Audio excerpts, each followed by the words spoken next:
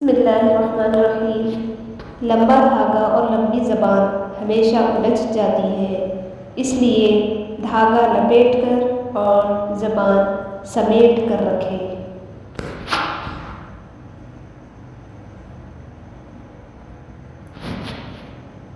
حضرت علی رضی اللہ عنہ نے فرمایا، تم جنت نہ مانگو بلکہ تم دنیا میں ایسے کام کرو کہ جنت تم کو مانگے۔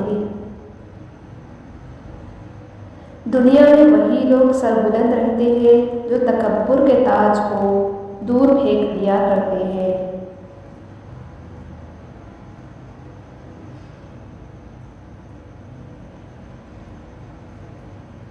جب کسی کو کسی سے رشتہ ختم کرنا ہو تو سب سے پہلے وہ اپنی زبان کی مٹھاس ختم کرتا ہے۔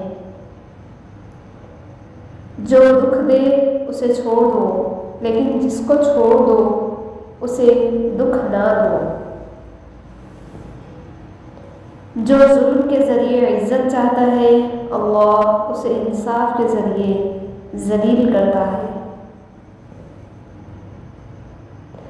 حضرت علی رضی اللہ عنہ نے فرمایا، مصائب کا مقابلہ صبر سے اور نعمتوں کی حفاظت شکر سے کرو۔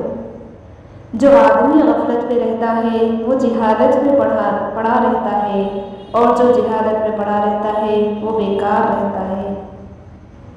سب سے پہلی عبادت یہ ہے کہ انسان مصیبت میں صبر کر کے اللہ تعالیٰ کی طرف سے مدد کا منتظر رہے۔